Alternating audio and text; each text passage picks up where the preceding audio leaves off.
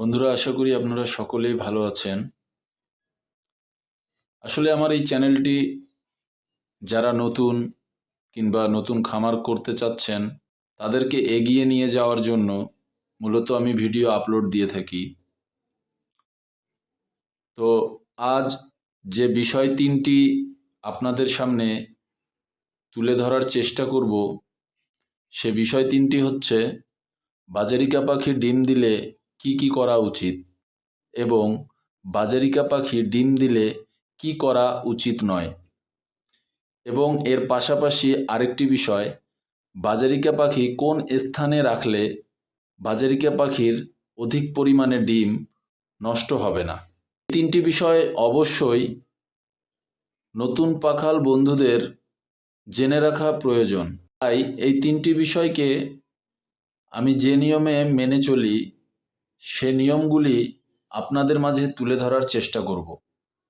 তবে এই তিনটি বিষয় একত্রে বলা সম্ভব নয়, তাই এই বিষয় তিনটিকে তিন ভাগে বিভক্ত করে আপনাদের মাঝে তুলে ধরার চেষ্টা করব।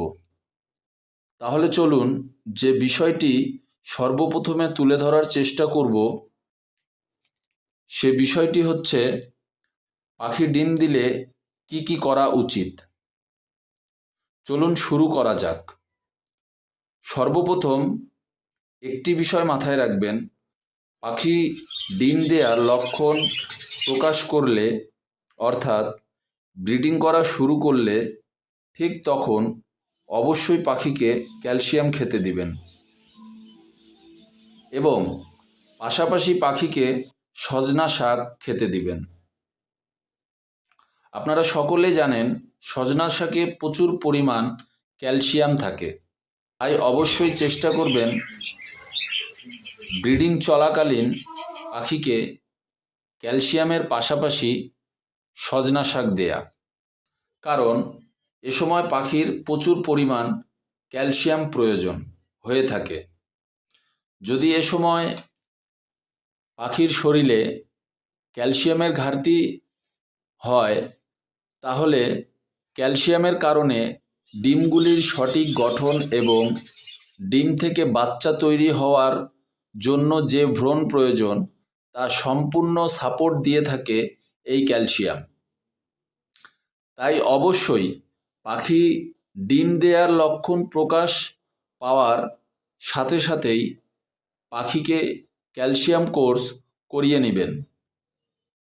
না হলে ডিম থেকে বাচ্চা আসার পর অনেক ক্ষেত্রে বাচ্চা প্রতিবন্ধী এবং দুর্বলতার জন্য ক্যাট হয়ে থাকে এবং ডিম থেকে সবগুলো বাচ্চা বেরিয়ে আসার পর অবশ্যই 2 থেকে 3 দিন পর বাচ্চা এবং মা বাবা পাখির রোগ প্রতিরোধ ক্ষমতা বাড়িয়ে নেওয়ার জন্য পাখিকে লাইসোভিট কোর্স করিয়ে নিন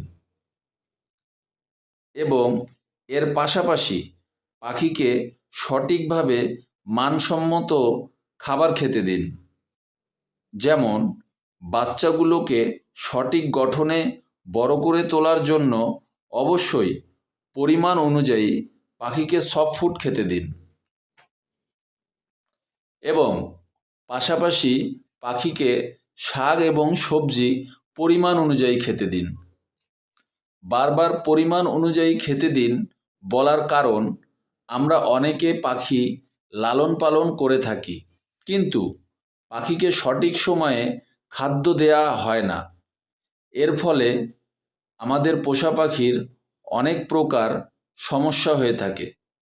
যে সমস্যা হয়ে থাকে সে বিষয়ে পরবর্তী ভিডিওতে আপনাদের জানিয়ে দেব।